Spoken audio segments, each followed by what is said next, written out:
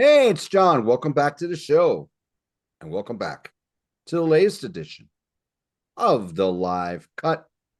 The premise of this series is to talk about live albums that don't get enough love or recognition. But before we discuss the album, let me introduce you to my distinguished guest. You may know him for the extensive work that he did on the Contrarians. Yes, you're getting a big intro, David, because you heard it.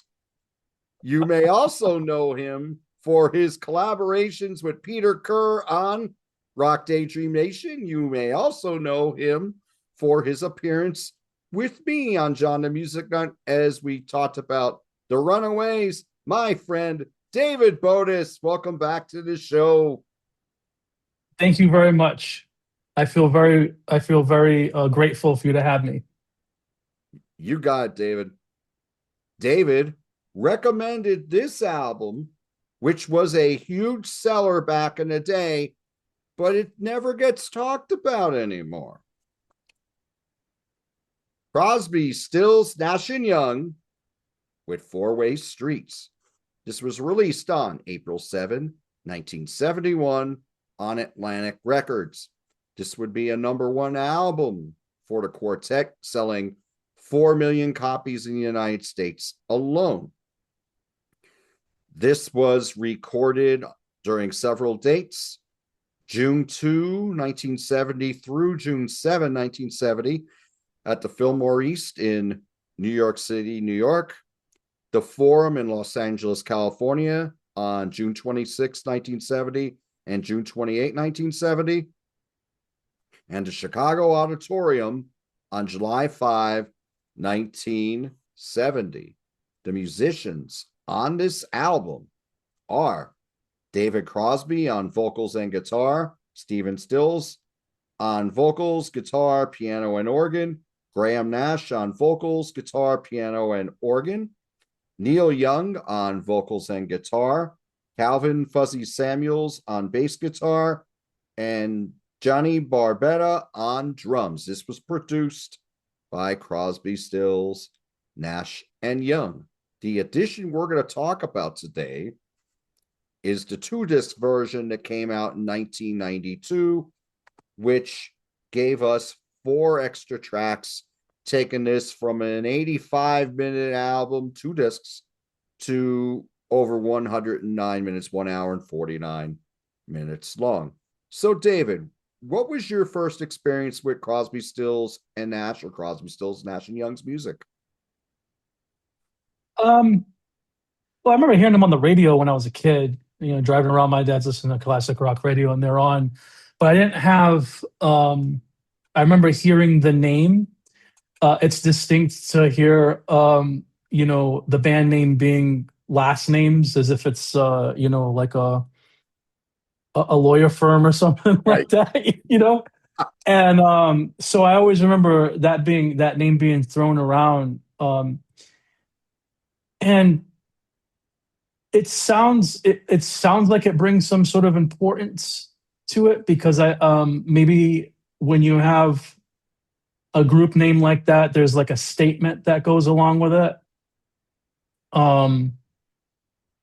And when I started really sinking my teeth into CSNY, it was about 2009. I was looking into a lot of Neil Young stuff. Still a really big fan of Neil Young. Still got a lot more to discover for him because he's such a prolific a writer and releasing of such. But like, I wanted to see like that group that he was associated with, and how it was weird that sometimes there's a Y and sometimes is not. How come? What's the real core of the band? Is they more known for the 3, or is it the 4? And then there's these, I found out these different incarnations. And I always like to call them like the classic rock Wu-Tang Clan, because during this time you have like this they split up into releasing side projects and solo albums that all sort of happened within the momentum of them releasing the first CSN album in '69. So if you like the band, you have 1 year where you have the group album, and then you have 70 where you have another group album with a new member that's added on. Plus you have like at least one. I think it's one solo album. I think Still's first album, no, Still's album, I think is 70. Neil Young had another album in 70, Yes. after the Gold Rush. And then Crosby, I think, was 71. Yes. I know Nash was 71. Then you got Four Way Street in 71. Then 72, you got 71, you got another Stephen Stills album.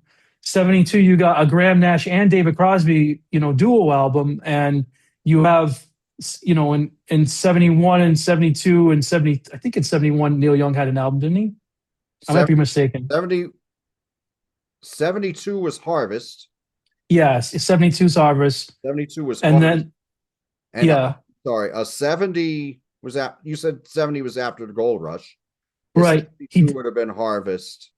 That's Right. Young didn't have an album in 71. He had like an album in every single year of the 70s, I think, except for 71. But I digress. It's basically off seeing how great these guys were when they came together and realizing that they had the wind beneath their wings was the cultural movement and the cultural statements that they had. This like hippie movement that was going on really seemed to put a stamp on them in the same way that people would always unfairly, but at least in the United States, associate like the Bee Gees with like disco because that's when they were so big, even though the Bee Gees were around before Crosby, Stills, Nash were even around. But it's like one of those things where they're associated with that movement so much, they're associated with Woodstock so much. And I think that they're probably the best band. If you want to think of like the hippy dippy stuff, I think that they have like that the best representation of it because of their harmonies. I like to think of them as like the American Bee Gees when it comes to their harmonies. It's this album has a lot of soft moments where you really just have to pay attention to the melody and you're going to get carried. There's not a lot that is necessary. Like a little goes a long way with just them being able to use their voices. And yeah. So with me, it was probably high school because or maybe even earlier than that, I heard their songs when I was a kid, and songs like Sweet Judy Blue Eyes were embedded in my fabric before I even knew who they were. High school, I was listening to a lot of music, and I was a heavy metal, hard rock kid, but I was getting into a lot of other stuff. I was listening to a lot of classic rock. And back in the day, Rock 107 WECX FM, Scranton, Pennsylvania, played a lot of Crosby, Stills, and Nash. To the point where in my senior year in high school, they used to have these shows on like talk shows, like rock discussion shows late night. One of them was called In the Studio with Redbeard. Yeah, I know that one. Yeah, okay. One night they did Deja Vu. And I was working at Ollie's restaurant as a dishwasher on a Monday night. And they would play it at like 11 o'clock at night. So they did this album, and I went out and bought it in 12th grade. A little bit later that year, because back then I was buying cassettes and CDs, I bought the self-titled debut. And as I was saying to David off air before we came on today, 1989 was when I first saw the Woodstock movie, the documentary. And then I bought the soundtrack. It was on 2 cassettes. And that came out originally in 70 and 72. They put out Woodstock 2. And on both of these albums for Woodstock, we got songs by Crosby, Stills, Nash and Young. So that was my gateway. And then later on, I bought albums from all the individual members except for Stephen Stills. I never went down to Stephen Stills' path. It wasn't that I didn't like him. I just never did it. But I have this box set that I don't own the original, but my good friend of mine, I haven't seen in a long time, Dan, hello if you're watching, he made me this box set. This is the one that came out in 1991. So I got very familiar with the deeper cuts on these albums, and then I just built from there. So big fan of the band. They played Woodstock 94. We got the pay-per-view at my apartment, and I had a party the whole weekend, and I remember them playing that. Only saw them once live, and it wasn't until 2014, because for a long time they were doing summer tours every year. So I saw them in 2014 at Bethel Woods up in Bethel, New York, where the site of the original Woodstock. And as I was saying on the show I did on the CSN album as part of the album After series, Crosby and Nash still sang like angels, and Stills' voice was rough, but they were always focused on his guitar playing because he's probably still a wicked guitar player. He's probably just playing in his house, right? But he laid some monster solos down that night. So, and Stills was the MVP in the band because he played a lot of those instruments on those early albums, while usually Crosby and Nash were bringing their voices and acoustic guitars and occasional piano from Graham Nash. So we're going to focus on this album today, Four-Way Street. We're going to talk about what we really enjoy on here, what we may not be so crazy about. So, David, what are some of the highlights of this album for you? You want me to? Do you want me to lead with my number one, or should we build up? You could bounce any way you like. All right. What you're 5-1, 1-5, whatever. Well, okay. I'll start with the what grabbed my attention and still probably remains to be my favorite track. I only heard this version in the deluxe box set. Excuse me, the deluxe bonus track version with those extra 4 songs. So I think pound for pound, the Neil Young acoustic medley is maybe my favorite Neil Young track of all time. Never mind a CSNY track. It starts off with the Loner which sounds very different. You talk about like live versions sounding different than the original ones. I think we talked about that when we were doing the Runaways, like talking about like Cheap Trick, I Want You to Want Me. Everybody knows the live versions. Exactly. When you hear the album version, it's so different. So the Loner album version I heard afterwards, and it took a little while to grow on me. I love it now.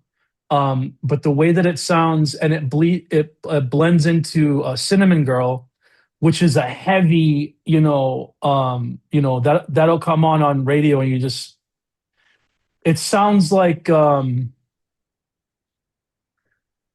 it's like when I'm listening to BTO, like early BTO, and it's got that heaviness to it, like Not Fragile. When I hear that, like when I hear the beginning of Cinnamon Girl, it's like the same type of, it reminds me of like mechanics working in the car shop, like just straight. Yeah, it's got that heaviness, like that masculine like strength going on. Love that. It's completely flipped on its head in this to prove that a great song can morph and give a different can give a bit of a different what am I trying to say, like it has more than one mood that it can accommodate to. Yes. It can bring a different color and a different vibe depending on how soft or slow a wood instrument is being used to play it. You're going to play a song on an electric guitar, you're going to play the same song on a piano, it might have just give you a different impression, right? So, and that's what I'm used to hearing the Cinnamon Girl, like the heavy one, when it blends into that, it just shows how beautiful it sounds, like a love letter when you're listening to the acoustic version of it. And then that blends into Down by the River, which is off the same album. This is Neil's stuff from his second album. Everyone knows This Is Nowhere. Is that what's called? Right? This is Nowhere. Yes. Yeah. I always get the title wrong. So Love the regular version. This version again, it gives a little bit of a softer feel to it. And Neil's like the heavy guy. It seems like in the group, he's the guy that really wants to push that electric fuzz on. If you can see what he ended up doing afterwards, he really tends to want to go that road. But then he has this other side where he wants to do more softer things. And I feel like when he's in a softer mode, he really blends well with being attracted to the CSN sound. Then he kind of like challenges them to bring some teeth. And if you want me to start off with a track, that's going to be my favorite track of the album, probably. Is that one right there? What do you think? I agree with your sentiments here. And I like the version of the Loner on here. The original one that was on the self-titled debut by Neil Young, I like it, but the orchestration always turned me off. Yeah. I like it Yeah. in its stark, barren version, like here. And I Yeah. agree with you with Cinnamon Girl and Down by the River, because yes, what we got, everybody knows this is Nowhere is a lot more hard hitting and driving. And yes, there's a lot more grit to it. Everybody knows Nowhere is just a very gritty album as it is. It's one of my favorite. That may have been the first Neil Young album I ever purchased. Now I think about it, either that or maybe This Note's for You, because I really love that album, even though it's a much different album than Yeah. what Neil had done before that. But I do really enjoy these versions and what Neil did with them. A great song is something that's out. If it sounds great on acoustic guitar, then you know it's great. Yeah. So you don't need all the bells and whistles or the feedback. As long as it sounds great on acoustic, you've got a great song. And I really love that medley on here. I like how this is separated into an acoustic disc and then an electric disc, even though the acoustic disc has a lot more songs and most of the songs are shorter. And then you got the jams when the band's playing together on the second disc. A lot of the first disc is the stuff they were about to put out on solo albums. Yeah. And I love David Crosby's Triad, which was a song that he wrote years ago.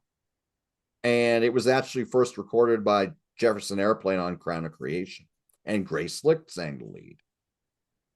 I love David's version of it on here. And like when you get these solo spots from the individual members, they're usually just one of them. Sometimes you have another member of the band coming in to help out on the vocals, like you do have Crosby and Nash singing tracks on here that would lead to their partnership in those duo albums that they put out in the 1970s.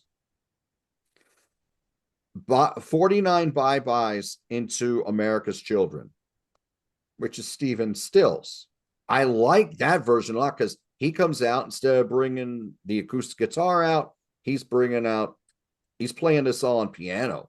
And when he goes into American Children, he's going into his song For What It's Worth with Buffalo Springfield.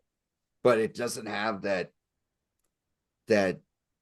hippie type feel, that slow, jangly feel that you had on the original. He turns it into this upbeat gospel version. And I think it's wonderful. So love that. Speaking of Stephen Stills, and this is one of the extra tracks, just like the Neil Young medley, I love Black Queen by Stephen. And I originally heard that on the CSN box set. Now, I'm not sure if this is the exact version. I think it is. I'm not sure. The intro with how Stephen's talking about I was raised in Louisiana, and he was talking about an old blues singer and all that. It's the same intro. It sounds the same, but it's from the New York City shows. I always enjoyed this track, but again, heard it on the box set many, many years before I heard it on here. What I do find interesting about this album is it's Crosby, Stills, Nash, and Young, but you're not getting a lot of full versions of their really popular songs. It's mostly solo showcases for what they're about to put out later on in 71 or maybe in 72. How do you feel about that? Because we got no Marrakesh Express. We only have Yep. the very end of Sweet Judy Blue Eyes. Yep.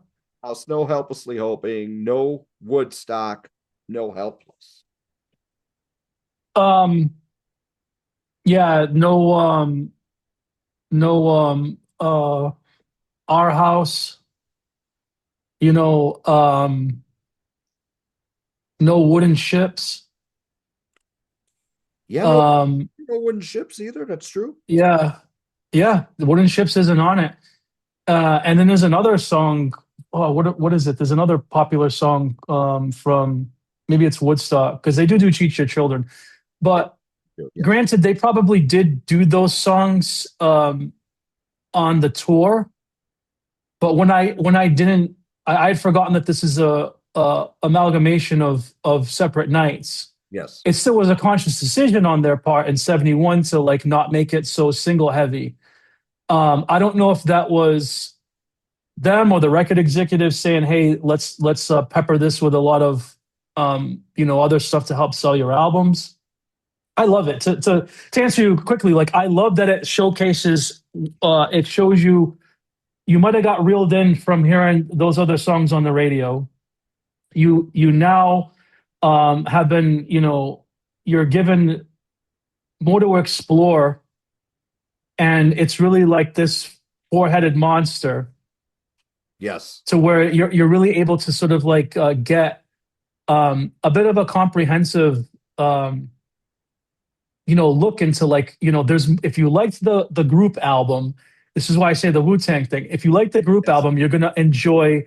It's very similar to a lot of the solo stuff that they're coming out with. Now, I happen to your point about Sweet Judy Blue Eyes, I always thought that it really pissed me off that there's only 30 seconds or 20 seconds of it on this because I love that song. It's a masterpiece. So I was like, oh man, it's not on it. Now, if I want to hear them do it live, I know that there's bootlegs of those shows, and they did. It wasn't just those 30 seconds that they did at the show; they clipped it.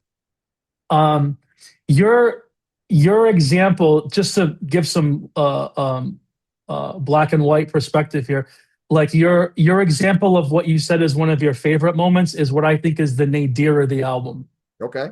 So not that I don't mind what is it 49 is it 49 buys or goodbyes? Bye, Buzz. Yeah, bye buys. It's the America's Children part where he's just sort of doing that improv gospel thing. That's the part that I sort of zone out a bit. Okay. I don't skip it, but I just zone out because there's juggernauts on this album. This is like my favorite live album of all time, probably. And when it comes to the competition and the stark competition of the music that's on this, I would have much more preferred to hear For What It's Worth and to hear that melody than to hear him going off into this like improv piano thing where he's just I guess in a sense like it is a gospel thing, and I guess he's feeling uh or he's presenting it as if he's feeling the Holy Spirit through him. And that's sort of, again, the statement of this music, any other like social commentary that comes with a song like For What It's Worth. He's sort of like turning it into, and I think at that point, he probably was sick of hearing the song because he'd have to play that. It was like their biggest hit. If you listen to those, I haven't spent too much time on them, but those Buffalo Springfield albums are nothing to sneeze at. They're very good. They are. So, yeah, another thing that I really so that's the only thing that I think is interesting is that we have that you really love that moment, and to me that moment is like the least interesting moment on a classic album. Not worth skipping. It's still cool, but it's just there's so much other stuff that I love listening to on this than that. Um, what's interesting is right after that track, like "Love the One You're With" is on that, and I know this was that song. I looked up like that single was released at the end of the year, and these shows come on in late spring, early summer. Now, granted, I'm aware that when a single is released actually on vinyl and the press is out where you can buy it in the store, that's not always the same thing as when the radio stations are playing it. So the radio stations may have gotten it on their level and been playing it earlier in the year. Folks, I wasn't alive yet. So I don't know. This is secondhand testimony here. You know what I mean? But it's cool that you do also hear, if you were at the show, at least you're hearing songs that weren't about to come out until like a year later. Like you aren't going to hear Chicago, or there's one other. I think there's one other song from Graham. Graham Nash has his solo stuff on here, Yes. but Chicago. he does. Yeah, Chicago's the only thing. Yeah, because Right Between the Eyes is a 10 out of 10 classic, but that was unreleased.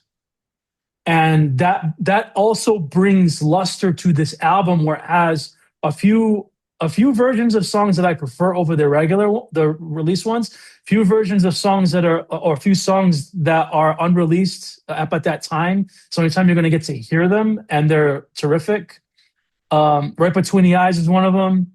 The Lee Shore is another one that I think is excellent. I believe the Lee Shore was on the box set. It is on the box set. It was originally going to be on the first album, but it didn't make it out. It didn't make the first album. Yeah.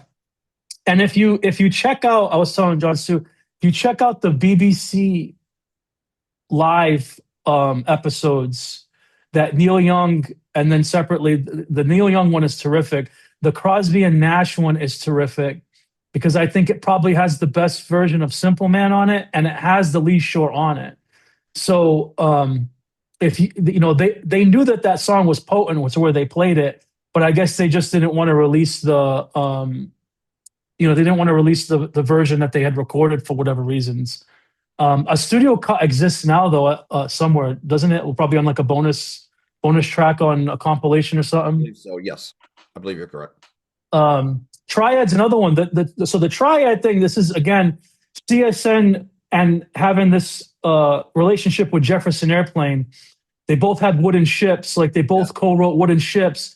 Wooden Ships, when I found out that Jefferson Airplane on Volunteers, I believe, had that come out the same year, it sounds very different. It is very different. It's not exactly the same. But when I went and listened to the Triad version that came out on Chronic Creation, that version is very close to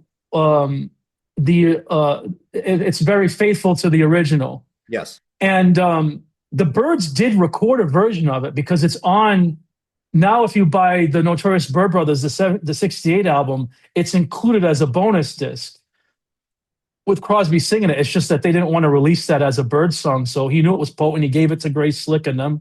They did a really good version of it. I might even prefer, I'd never heard that version, John, until today when I was researching more onto this album. And I might actually prefer that version even to this, but it could be recency bias because it's a recent find and it has that novelty to it.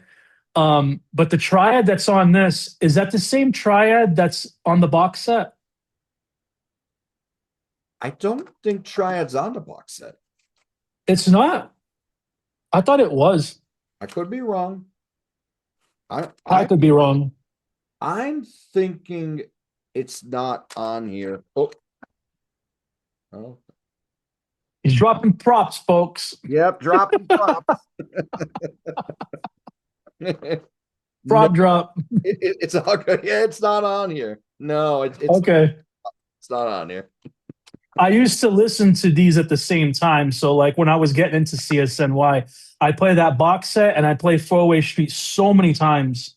At one point, I think I was in a 5-disc CD player changer and I had them all inside of like the CD player, and it would just go to the next disc 2, and then it would go to the box set from after this album finished and everything. So, and then I'd also have like Decade which Okay. I usually would say is my favorite album of all time, even though it's a compilation. But what a punch that packs with the two discs on that.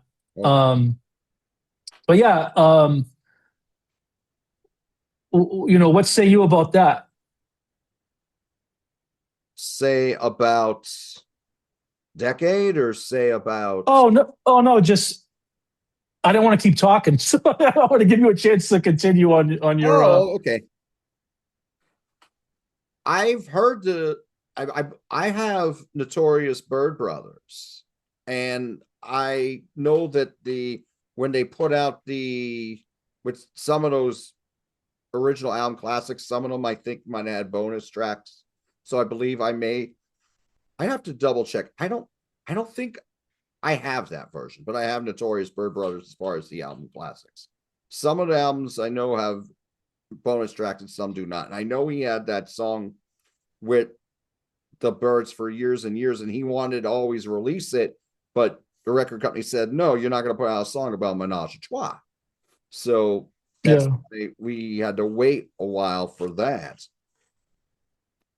I agree with a lot of your sentiments here. I do like the fact that we're getting a glimpse into the near future here with a lot of these acoustic songs. You have Laughing on here, which would be one of the key songs on David Crosby's If Only I Could Remember My Name, which is very good. Right Between the Eyes is very good. And Chicago is so catchy. And that would be a near hit single for Graham Nash.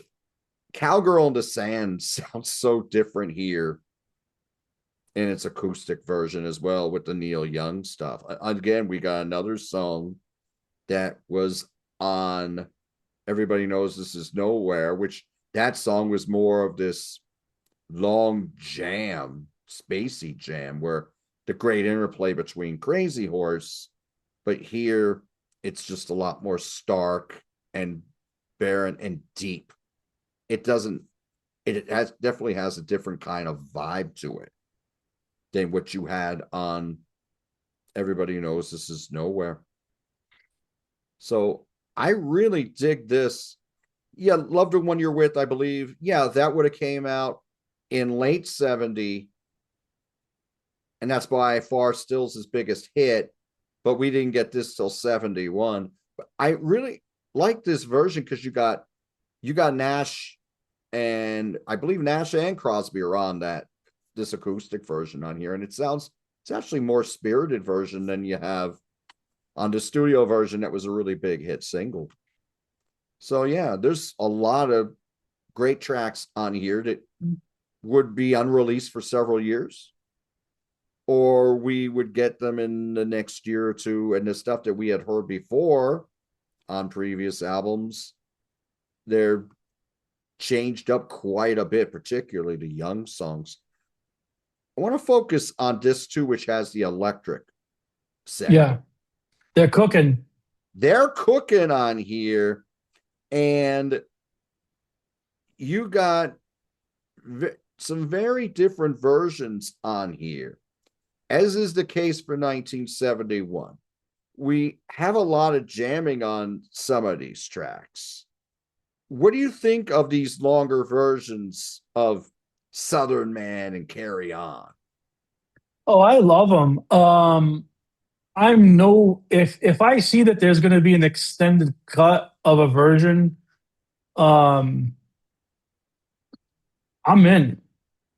I'm not one of these punk rock guys. Right. You know what I'm saying? Like, I'm not one of these people. If they're going to be jamming, I love the fact that they're going to be using the original like 2 or 3 or 4 minute like piece and just sort of like branching off into doubling or tripling like the length of the song. Um, that's why I love Live at Leeds so much. Or they did that with Magic Bus and there's a couple other songs that they do that with. I think it's Summertime Blues. Could be completely wrong with that one. But anyways, I love them. Do I think that they're better than the original versions of them? Maybe not. Right. But I'm basically taking a song that I would rate a 10 out of 10, A plus, and challenging it up against another song I probably would rate a 10 out of 10 A plus, and I'm just favoring one A plus over another A plus. Like, so it doesn't, it's just by a small degree that I'm thinking that they're superior. It depends what mood I'm in. I think that they work. Um, I don't think that when you have this era of music where they would have a song where you're going to listen to Led Zeppelin live and then there's like the 20-minute version of like Dazed and Confused, something like that. Right. I'm not really thinking to myself, like, I wish they would have put 6 songs in place of that one song. Because I know that it's just, they're going to be jamming an improv. And I know this is improv time. I know this is just going to be a time where I'm going to space out a little bit, have it going on, just sort of like feel, sort of like feel the music. And I don't necessarily need to have what songs usually bring to them, narrative and story in the lyric. It's not necessary. They're jamming out, and it's more of like, instead of listening to the harmonies and what comes from the vocal, whether that be the beauty of their voices or the interest of the poetry and the lyrics, they cut that off and they're like, this is the other side of CSN, we can jam. And I don't know if they do that much when Young's not there. I don't know if, like, I can imagine Graham Nash probably doesn't like get too electric. He doesn't seem like that type of guy. He doesn't seem like that type of guy that's going to go, his Mount Rushmore, I'm assuming, is not Jimi Hendrix, the way that I assume maybe Neil Young was a bigger fan, right? Right. So I'm not mad at them being longer at all. They're fine. I like the fact that that side of that disc is just going to be like when they start cooking, when the band starts getting really like vibrant and live. I like that they have those shades on this album. And I like the looseness of these tracks on here, and not just the songs that are extended. The rhythm section here of Fuzzy Samuels and Johnny Barbetta, they're very, very strong. And they work off of CSN and Y. I mean, they're very, very good.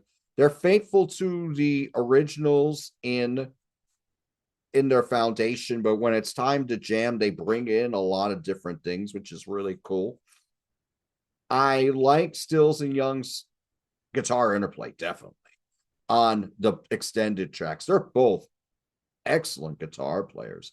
We don't talk enough about how I was talking about Steven Stills is a wonderful guitar player. We don't hear enough about how great a guitar player Neil Young, how much of emotion and passion he has in his playing. I think that's really a highlight on these longer versions. I think they're really, really cool. The version of Pre-Road Downs, I actually like this more than I like the original. I think it's just more spirited, and it's a looser version, but it's kind of ragged. But I like that I like that it's not concise. I like that it's not perfect. I like that the harmonies aren't as exquisite. It sounds more real to me. I think it's a excellent version on here. Long Time Gone, of course. I've always enjoyed that song. It's one of my favorites that David brought to the band. I think it's more faithful to the original, I believe, but it's still strong. I like this second disc a lot. Maybe it doesn't quite, well, you got Southern Man, which is an After the Gold Rush song, but maybe not quite as much diversity because we're going electric now, but you're not really going to get so much of that. You got Ohio here, right? And Ohio would come out in 71 as a standalone single, which Neil Young wrote after. No, it was 70. The tragedy that happened to Kent State was in 70. Yeah, but that song was brand new, released, I believe, when it went when they were playing it. Okay. So was it a single by the time the okay? So yeah. So this would have been I think this would be before the single came out. It might have been. Let me. I'll look it up real quick. I'm thinking this was before the single actually came out. Because what happened at Kent State tragedy there, that happened in 70, and Neil wrote the song pretty quickly. Yeah. And this would not be on an Um. album until they did the greatest hits album called So Far in 74. It was just a standalone single. It went to number 14 on the Billboard Hot 100. It says it was released in June of 1970. It was recorded at the end of May in 1970. Also, they banged that out pretty quick. So yeah, you're It absolutely right. was. This is branch Yeah. too. Yeah, because and one of the reasons why I think that was it a buttress my memory with it is because the B-side "Find the Cost of Freedom" is directly after that on this. Yes. So it makes me think that they intentionally had these two new songs that they just done and they were just putting out there. Um, and to be honest, it the intention of that song was to be topical, Yes. and to be topical had to be time related. Good So if point. they're going to rush job record it, it's because they want to rush job release it too. You know what I mean? It's not just love the one you're with, and it's meant to sort of be like a punch. Like it's meant to be it's meant to have an effect, a social effect. So that's the only reason why I challenge you, the great music nut, in that moment. Yes. What I really enjoy as well on this album is the fact that we're going from a lot of different cities on here, yet it all sounds cohesive. I think the production Yeah, excellent. A lot of times, and this has happened on a lot of other episodes here on John the MusicNut when we've talked about the live cut. Some of these live albums that were performed in other cities, sometimes you can notice a change in the crowds and a change in how it's recorded, and it doesn't quite sound cohesive. Here, it all sounds like it's from one show. it does. The only thing I noticed today when I was listening to it is that let me see what track it is. I think it's um, right when he's done with America's Children. I think Graham Nash says it might be Stills because he was singing at this point, but they say we're going to do one more, and then we're going to like take a break and get very heavy. So then they sing "Love the One You're With," and that made sense with the old track listing where that was the penultimate track, Right. and then it was going to go into the live version that's kicking. But like when "Love the One You're With" ends, they just fade in King Midas in reverse and "Laughing Black Queen" and the Neil Young melody. So that's the only time now that I know that and I notice it, I can tell that it was sort of like is superimposed like the correct term, but just it's sort of like it's been rearranged, and it doesn't sound as if you're going to be really inattentive about it, it doesn't sound as perfect as it did when they were originally cooking up this track listing, Right. back in 19 because I know that it sounds like it was a conscious effort to make it sound like it was all from the same show. And I think it does help the style of music where everybody wants to be quiet and let them sing, because they want to hear those notes and it's softer music. I think if you're listening to like, what was that Thin Lizzy box set that you had where, they got a lot of heavy numbers and people are cheering and stuff like that. That's probably where you can sort of notice is when you just notice that there's a certain type of how the mics were set up where you can hear the cheers sound one way or another. Is that kind of like the biggest giveaway for you when it comes to when an album sounds like it's in a different Oh yeah, night? oh yeah, definitely differences in the sound of the crowd, the way it's mic'd, how the guitars sound. Yes, it's all of that, and I noticed it more with the crowd than anything else. Like, how come it sounds quieter here on this track that's just as rousing as the one from before? I noticed Yeah. I noticed things like that. sometimes the voices don't quite, maybe somebody isn't as having a good night, Yeah. so their voice doesn't sound quite as strong. Like, how come it sounded great here and now he sounds so raspy here? So I know Yeah. like that.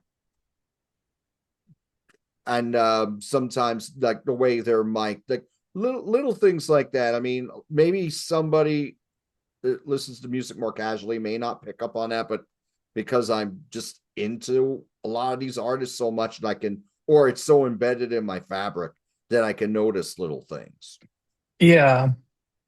Yeah. Well, when I'm doing an exercise like this, it's when I'm going through an album that I've heard so many times and I'm trying to figure out something else to talk about it or just to research. It's like I'm deliberately looking for the pimple on the forehead and now I see it.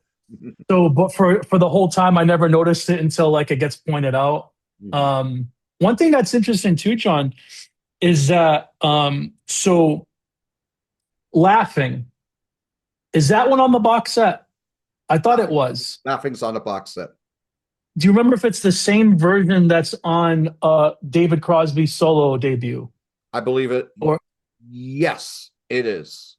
okay. So one of the things that I thought was poor redundancy was that I remember finding out that briefly the Byrds did get back together again in '73. They did. And they released an album called Birds, and like Crosby only had 2 tracks on it, I believe. And one of them was him redoing Laughing. And that one I think is probably out of the one that's on the solo album, the one that's on Four Way Street, and then the Birds version of it. That one I thought was probably the poorest. Okay. So it was like, why bother doing this again? You already have 2 different versions of it. And coincidentally enough, they covered Cowgirl in the Sand on that Birds album. Okay. So it's like 2 songs off this Four Way Street are on that Birds album. Yeah, that is interesting. I've never heard that Birds album. I've heard a lot of those early albums, or I owned them, but I never heard that comeback album. I believe Crosby was all behind that because things weren't quite working out with CSN and Y at that point. And Yeah. Y was, and Young's going back and he's starting the Ditch trilogy.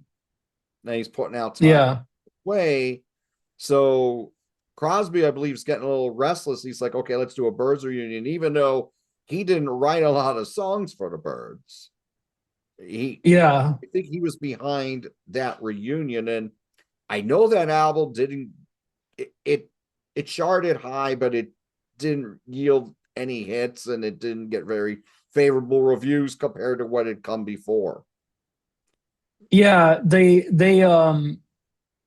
I guess there's something to say about the fact that I've heard that he was incapacitated a lot at that time. That's true too. Crosby's been out of all the members of CSN, he seems to be the one that sticks out the most. He's the old dirty bastard of the CSNY, the Wu-Tang Clan. That's who he is. He's the one that got arrested and went to, would get arrested at times and seemed to have the most issues. He was the most estranged one. He didn't do like a solo album for like 20 years. And it just seems like he was hopping around. It seems like Graham Nash, looking back, looks like he was his designated driver because he would do so much work with him. And then while Crosby wasn't able to do a solo album, Graham was able to do 2. And Graham also did 3 albums with Crosby, keeping him afloat until you had the real CSN reunion, the album that you just did the video on last week. So I think that it was him saying, I can't work with this big band. Let's see if my other big band wants to like get together and I can sort of have something going on. But you can hear like the other song on that Birds album, it doesn't even sound like his voice. I remember on that song, like he sounds like he really wasn't trying that hard. I mean, when you look at Crosby and Nash on those album covers, they look like they're all drugged out. Like on some, like think of like the second couple albums, like there's really good music on it, but unfortunately tortured souls to where they were just really caught up in the vices of their times. And it's documented that during even this tour, they were fighting all the time. Yeah. they couldn't just get it together. The ego's like, and it's sad because you'd see Graham Nash in interviews like 20 years ago even be like, how come you guys couldn't do it? And Graham Nash is like, because we messed up, and we couldn't we just couldn't like put it behind us. And it's like, and you're still messing up. Like you're still like, you guys should just bury the hatchet, just get along. Life is too short. Like, but that's the fan. The fan always wants the artist to sort of look at the big picture and notice like what great value that you have to the rest of the human race by this music you're releasing. But the artist has their own liberty. They're humans too, and from their perspective, it's like you have no idea what's going on. Like there's this and there's that and there's insults and try working with this person. Yeah, the song that came out of this session might have been great, but you know how much of a headache it was for a whole week, and trying to get to that point. So I appreciate the fact that we don't want the Beatles to break up. We don't want CSNY to break up. We don't want bands to break up. We wish Guns N' Roses didn't break up and just kept and already have like 12 albums in their discography at this point. Right. But that's just not what ends up happening, right? So, oh well. It's true. Here's an iconic picture here in the Four-Way Street album. There's a little bit of Young here. We got Stills down here, and we got Crosby and Nash getting held together by a wire coat hanger. That's right. Yeah. You gotta love that. Nash is trying to Yeah. make a point about something here, and Crosby's like, whatever. The version of King Midas in reverse, when I'd heard this album, I didn't know where it came from, and then I realized it was a Hollies track. Yes, it is. And I never cared for the Hollies version of it at all. I always thought that the version on this was so superior. But I went back and listened to the Hollies version today, and I quite like it. I still think that the superior version is the solo one here, but the Hollies one actually is very good. It's got that British orchestration going on in it too. And to your point too about Neil Young's first album, he had that orchestration going on. Yes. That's why I didn't care for the Loner for years. Right. But eventually it grew on me. Like again, like I like the version that's on this way better, but I think that the other one's great still. I think that's Young's got this great way of doing so little. Like with just all you need is a guitar with that guy and a harmonica. Mm-hmm. The versions of Don't Let It Bring You Down on Four-Way Street, and also on the BBC Live, he does that. I don't know which one's better. They're both very similar, but I can tell you that I always preferred those live versions than the one that ended up on After the Gold Rush. And I don't remember if it's because there's a bass line that's more prominent in it.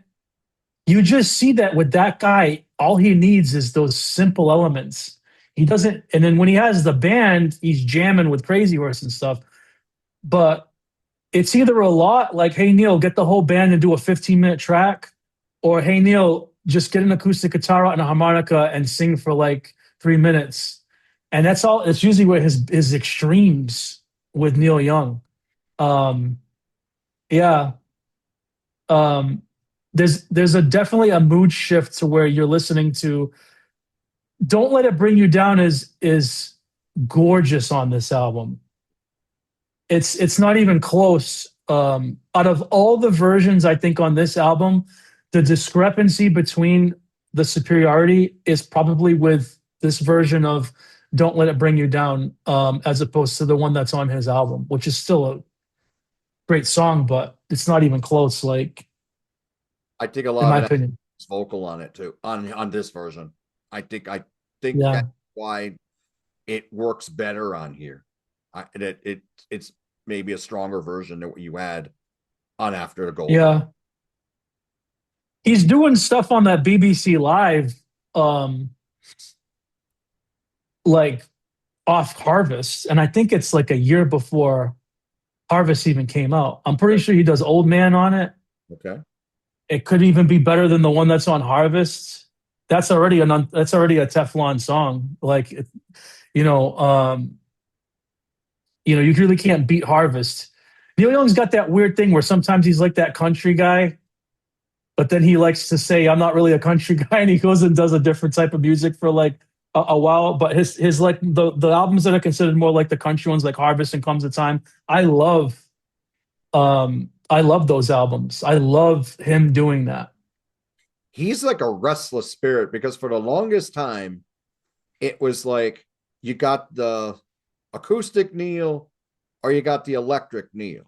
And he would bounce between those two extremes. And then he had the 80s and he was going all over the place. And some Yeah, albums I really, really dig. I yeah, I have this soft spot for This Notes for You is one that I mentioned. When he went full country on Old Ways, I thought that was really cool. And then he went all rockabilly with the everybody's rocking. on Everybody's Rocking. It was only like a 26-minute album, wherever it was, but it was pretty cool. And yeah, and he's bounced around throughout. Like Are You Passionate came later. That was more of that R&B thing too. So, Yeah, but the fans are like, when he's getting too acoustic, it's like, all right, we want Crazy Horse back. And then when you get enough of Crazy Horse, you're like, okay, make something softer again. Do Silver and Gold, or like yeah, we put out a sequel to Harvest, and then he puts out Harvest Moon after he does the wonderful Ragged Glory and then puts out the live album Weld. That's like, okay, well, he's gonna go soft again. Oh, this is beautiful. I forgot how great he was. And some people were like, oh, I forgot how great these acoustic songs were. Others were like, yeah, this. Yeah. It's got a big yeah. kid fan base. He knows that. I mean, the thing about him is that's why isn't it because he doesn't want to stay in a band is because he knows that when he gets bored and he feels caged, he has to get out of that stuckness. Yeah. And he follows his muse. So like the good thing about Neil Young is that he doesn't take 4 years to make an album. No. So if you only like hard Neil, you only gotta wait a couple of years until you get another hard Neil album because he's gonna make an acoustic one or two in between that, and vice versa. You never have to wait like some of these artists where like it's 4 years until you have an album and it's another 4 years because they're gonna go doing a whole album cycle. He's just that prolific. Even now. I mean, he's got just as many unreleased, it seems, albums from the 70s as he had released albums in the 70s. I think he's finally putting all that stuff out now with these archival series. Yeah. Now, and these new releases of songs that he wrote in the 70s or 80s, now they're coming out as new albums. And I mean, they all have something positive to offer. Like, I don't think there's anything that he did that I didn't like, or I didn't like at least a lot of it. Even Trans, I mean, that was a weird album, but I can appreciate Yeah. it's not one that I don't own it, but I've heard it and it's, at first I couldn't get it out. Now I kind of understand he did that album for his son. Yeah. But yeah, I mean, he was always very interesting. I mean, yeah, if he wasn't feeling it, he'd leave mid-tour. He would. I know he did that. He did that with the Steels Young band. Yes, he did. Yeah, for Long May You Run. Yeah. And I think it's funny because like I have the opposite, like the 80s is the time period that he has that I have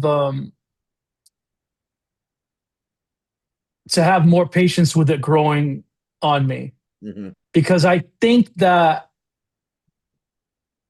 Reactor and Trans were the two albums, and it was at like 81 and 82, I think. Those were the ones that I took the most took most of my attention, and it raised my eyebrow to be like, oh, this is interesting. But after that, The Old Ways was too country for me at the time. Probably isn't now. I probably should check it out because country continues to grow on me. everybody's rocking. I wasn't a fan of rockabilly before. I love bluegrass now. I know rockabilly and bluegrass are separate genres, but they are kind of they are similar to where like I started liking rockabilly a bit more recently.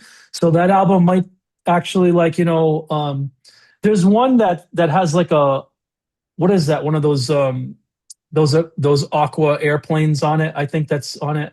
Landing Something on like Water. is it called Landing on Water? It's like from '86. That's like That one, yeah. Do you recall that one or? it's yes, I don't own it. It's okay, it might be one of my least favorites of the ones that I've heard. It's very dated production wise. It sounds very 80s. I remember it just being very mediocre when I Yeah. at first listened. And then there's I forget if Are You Passionate is before the Blue Notes one. Are You Passionate or that's a separate album? Separate album. Blue Notes, Just Notes for You was 88. Yeah. That album I adore. Are You Passionate? I think that was in 2002. Oh, that's not even from that period. For whatever reason, I thought it was from that period. I forgot if there's one in between Landing on Water and This Notes for You. I couldn't remember if this one from '87. I know was it Freedom is the one that's from '89. Freedom's from 89. Life is the one from 87. There's an album called Life, which he did with There's an album called Life. Who did he do that with? He did with Crazy Horse. Oh, so usually when he does stuff with Crazy Horse, I'm interested in it. Yeah, it's one of the lesser known ones with Crazy Horse.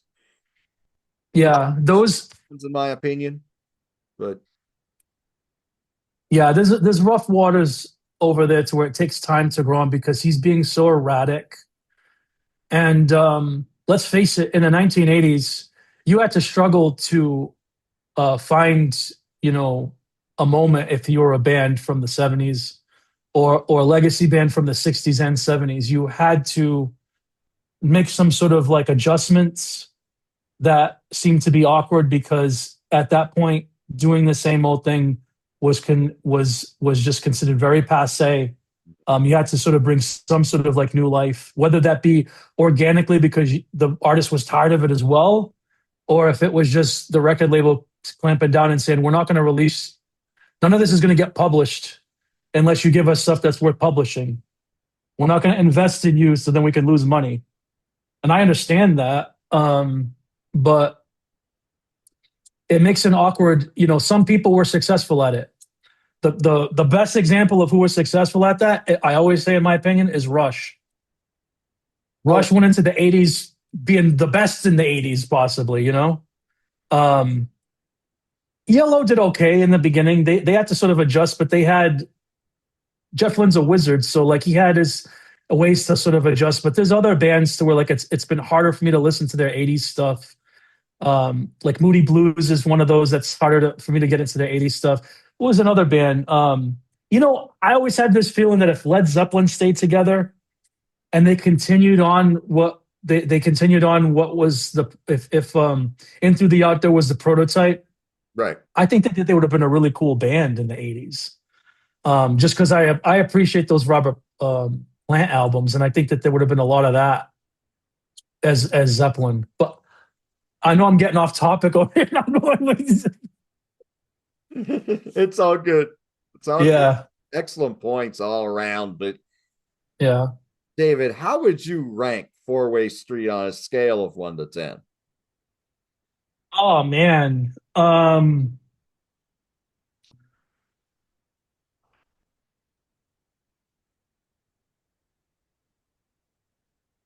If I want to be very systematic here, I'm probably going to be comfortable giving it a 9.5. Okay. It's nearly a 10. I know that there's a couple of moments where I'm not as thrilled as the other ones. What did you say? It was like an hour and how many minutes this totals? It's an hour and 49. It's 109 minutes. Yeah, so 109 minutes. That everybody's the American children part is like what 5 minutes. It's like kind of like a a medium, a mild like reaction that I have to that compared to everything else on the album that I'm a huge fan of. This album puts me in a good mood.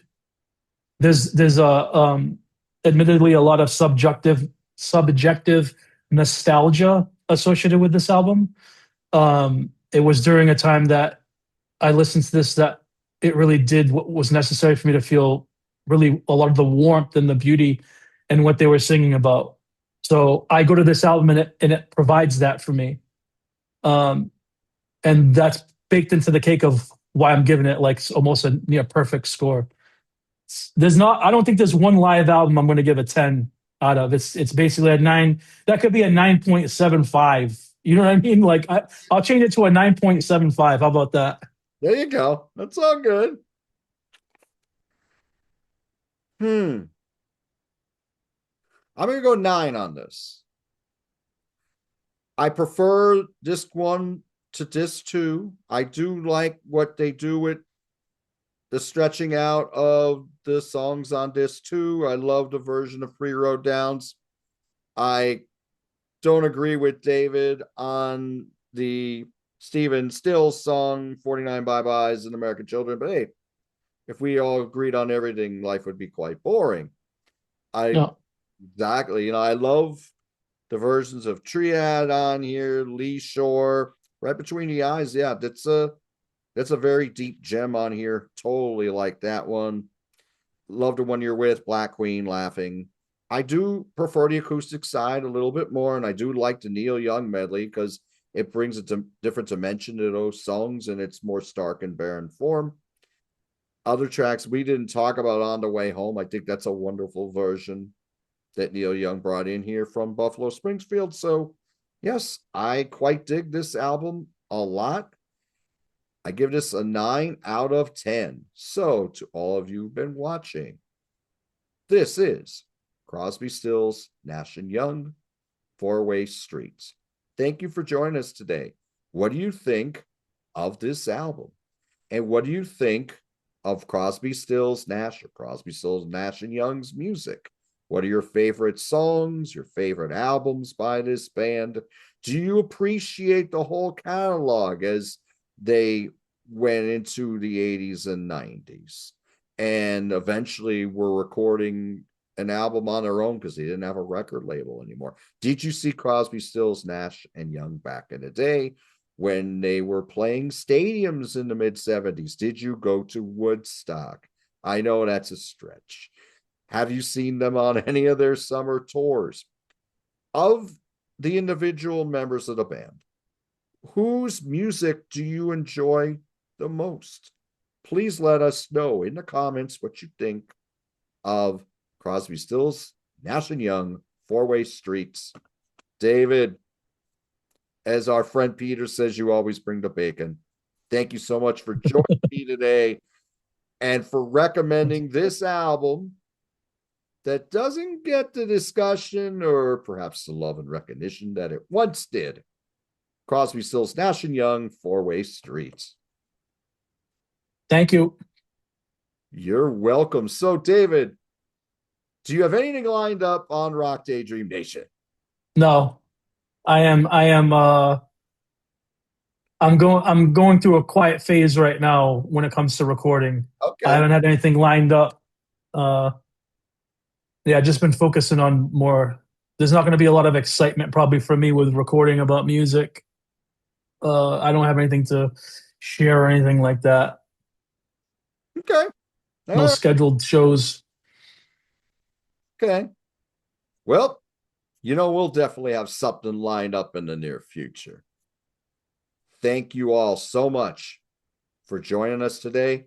Do what you love, and we'll talk to you soon.